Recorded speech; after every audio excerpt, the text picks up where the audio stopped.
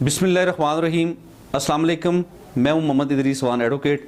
दोस्तों, हम आज बात करेंगे सीडा की आर्टिकल नंबर 4 पे, यानी औरतों के आलमी मंशूर, जो औरतों के राइट का आलमी मंशूर है सीडा, इसका आर्टिकल नंबर 4 आपके सामने रखेंगे। और इस आर्टिकल नंबर 4 में ये कहा गया है कि मर्दों और औरतों के दरमियान हकीकी बराबरी के अमल को तेज़ करने के लिए फ़रीक रियासतों की तरफ से जारी करदा आर्जी या खुसूसी इक़दामात को मौजूदा माहदे में वज़ा करदा तारीफ़ के मुताबिक इम्तियाज़ी सलूक तस्वर किए जाना चाहिए, और ना ही ऐसे इक़दामात किसी तौर पर गैर मसावी या अलहदा मेयारात पर मुंताज होंगे, बल्कि इनका तसलसल इस वक्त ख़त्म होगा जब एहदाफ हासिल कर लिए जाएंगे।